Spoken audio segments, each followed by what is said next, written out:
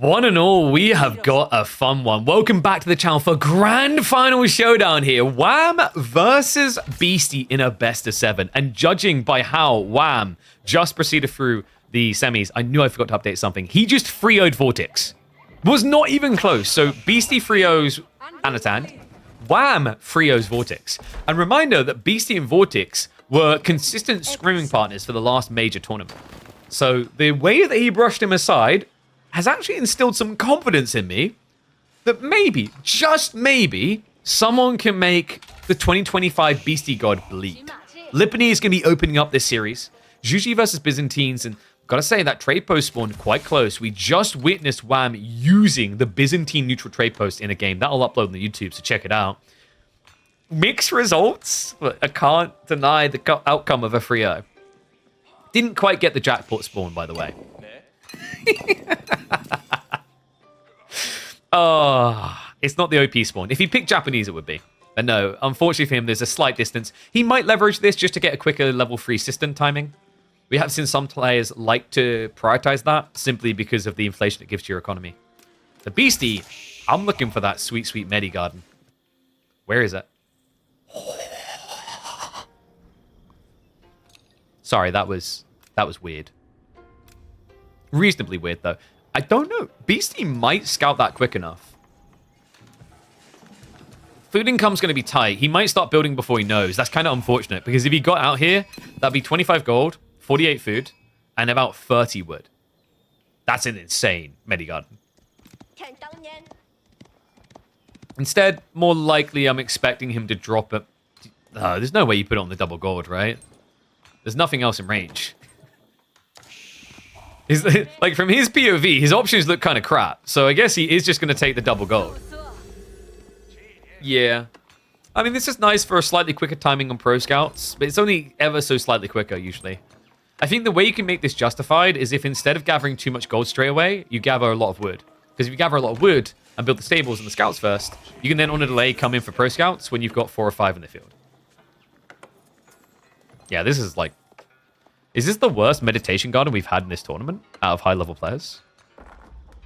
Like, I'm gonna do a vibe check with chat. You know, outside of the round of 32, where we've got some of our lower-ranking players, is this the worst meditation garden we've seen in midweek muster?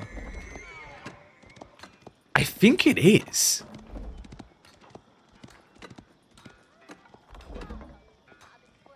I mean, 50 gold sounds okay, but it's like... Usually you like used to seeing 25 gold, 25 wood, and like 36 food as a baseline, or like, you know, 2 golds a stone.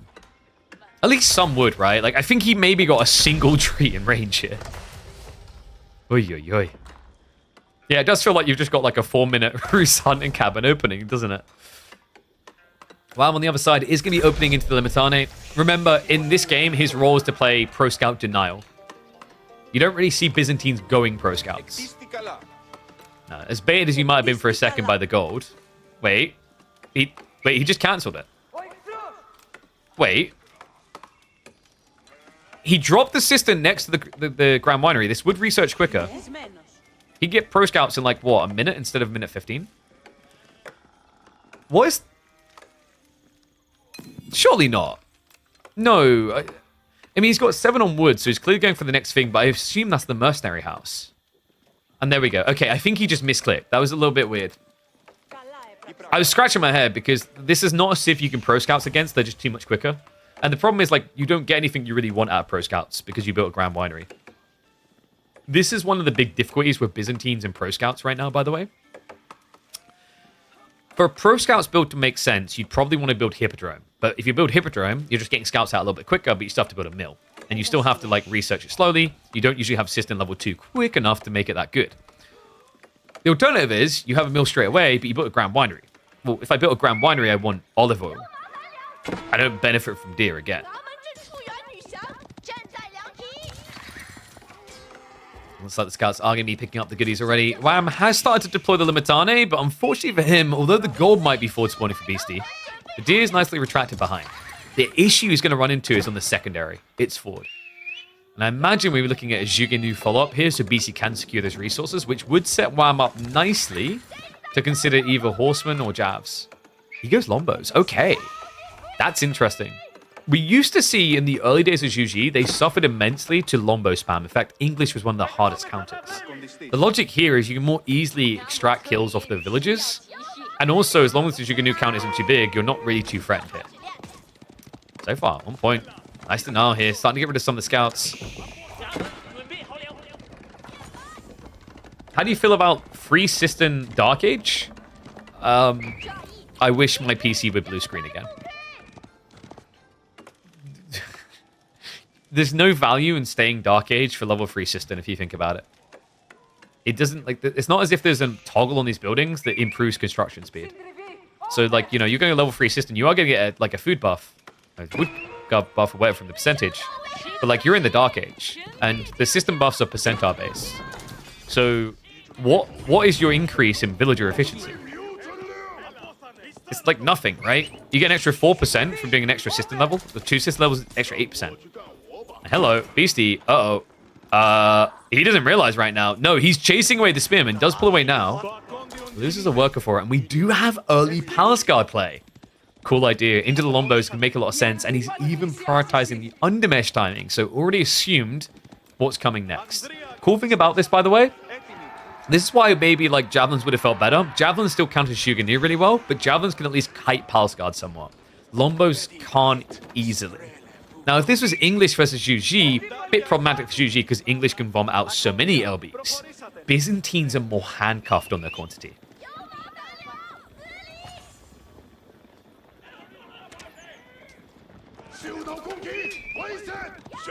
Beasty, we're even getting additional Raxus here. I like this. I actually really like this a lot. Because now if it trends Castle Age, she's going to have 15 Palace Guard to just flood into the middle of the map. Dive the enemy base with. So Wham, he's going to back up and look for his castle play. Looks like he's happy with the outcome, or rather he's accepting of the outcome. And for good reason. If he walks in with these Lombos, he's going to die. No getting around that. So back up, play it safe, have a comp that you can upgrade. Beasty needs to be careful not to over-invest on PG now. Lombos will still wreck Feudal Palace Guard, in my opinion. Sure, once again, if you're English. You can't scale the same degree in which an English player can with Byzantines.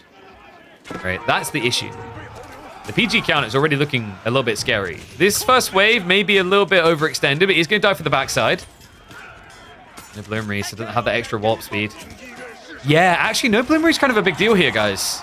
It takes 1 extra hit. Remember, he's at 9 damage. If he was at 10, he could kill them in 7. Instead, it takes 8 hits. And this did not feel worth it for Beasty, no. He's investing in more. Oh my god, wham. He barely lost any Lombos there. He basically threw away the Limitane. Workers are in a little bit of a pickle, but there's not enough Palace Guard left to kill. Once again, another example where having +1 Bloomery would have given you the additional damage you need. I don't think it would have changed the outcome of this fight because the timing wasn't right. Beasty went in too soon. And he's doubling down. We have additional Palace Guard on the way. Horseman now added in. Wham, with the Golden Horn Tower. Beasty's line to go here is very thin. The thing he's aiming at now is the Lombo count shouldn't be able to inflate much because the berries are forward. This is partially now Beasty's like leaning in because of the reaction of the map. He knows there's no gathering on the flank there. He knows double berries here. If he can get enough Palace Guard, Wham can't get the Lombo counter. Wham can even get the tech up here. It's problematic. He prioritized the Steeled Arrow, but he did not get his own melee tech, so the Limitane not very tanky. Might want to consider activating the Akratoy. Yep, there we go. Gets the shivs out. Okay, so the villagers are going to save his bacon here. Just enough Limitane left. I think this is falling apart for Beasty.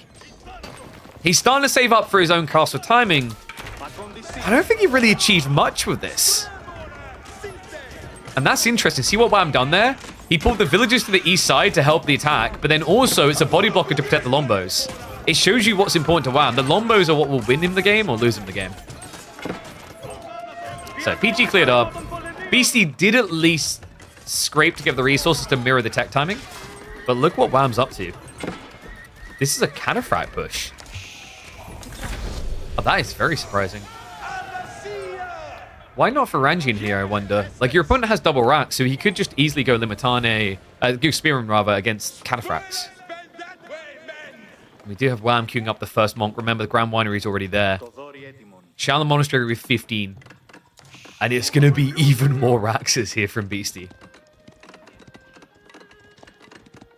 What on earth?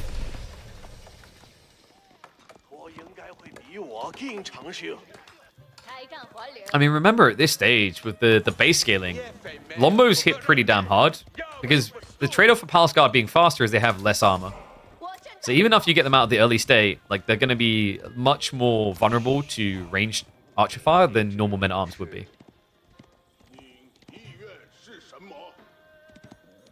It's the first time you've seen a mass PG attack by a pro in a tournament. I've seen it on ladder. I think I've seen it once or twice in games, in tournaments as well. It is quite rare. Usually the play that most players go for is to add 4 or 5 Palace Guard to react to a play, and then you go Castle to make them good. Because early Palace Guard, they're very squishy, as we saw there. There you go. He's got the full ranged armor now, but remember, these Lombos hit a lot harder. 9 damage. Over half their DPS is going to be going through. Looks like the wall was denied, so nice little raid there by Beasty to get a kill. Does have the Bloomery, which means he gets kills in 5 hits. Wham hasn't actually noticed so far. Okay, Shivs are now out.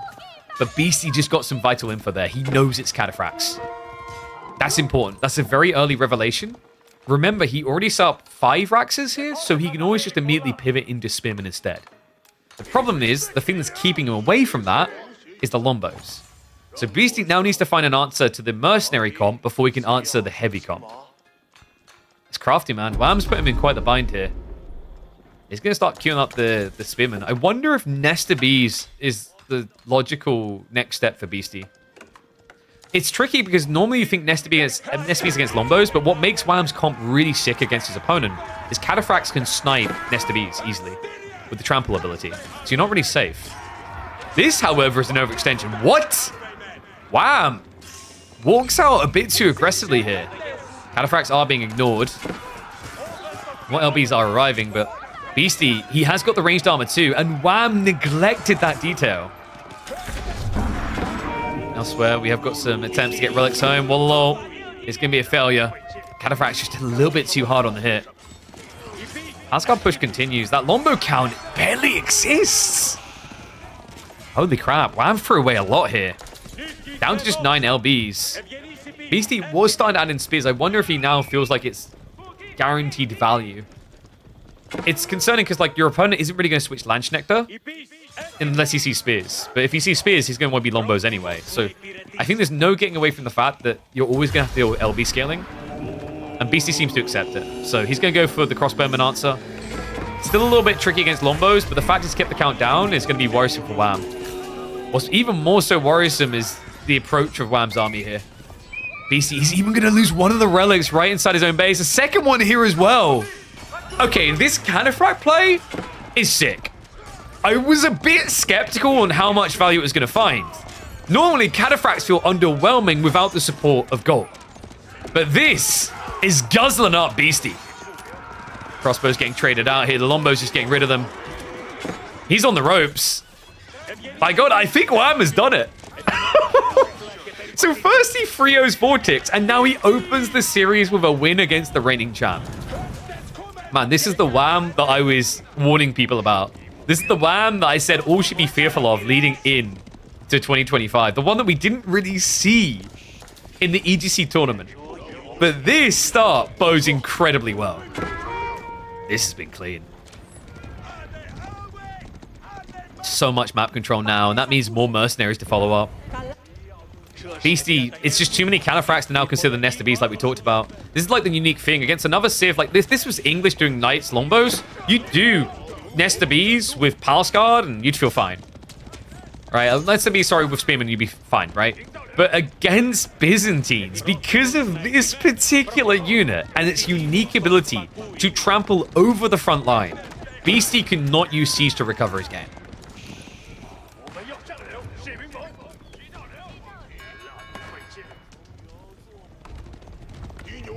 Walls are up. Beasty now just kind of pinned in the corner. He has ran out of beer. It's berries and then that's it. So, like, it's not just the comp issue. It's actually the resource issue. He doesn't have map control the way that Wham does. I've got Pass Guard coming around the flank, but there's already an outpost being built up here. We'll probably hemorrhage 1 or 2 villages, but nothing too dire. I mean, Beasty can't really do much with this, guys. He's got 2 relics home and taxation. So gold quantity, like he's trying to go into lances here. Cataphracts are just going to outnumber you. It's very difficult for you to now mirror that count without access to a gold vein. Does peel off on the Cataphracts to deal with that PG on the flank. So a bit of chip damage here or there for Beasty, but if he can not sneak out of the base for gold, it's curtains. Is he not destroying buildings? I think Wham is kind of like in active mobility mode. He's looking to just find any overextension economy because he knows that Beasty is pinned in one place. Cataphracts start to dive in. Villagers are going to leave the base onto the berries on the other side, but Wham, I think you saw that. Langeneck would be valuable. Just send them around to the villages, leave the rest here to pin.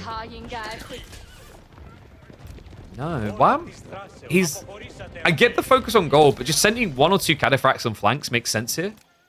The only thing that I can think as to why Wham hasn't done that is he's going to go in fully.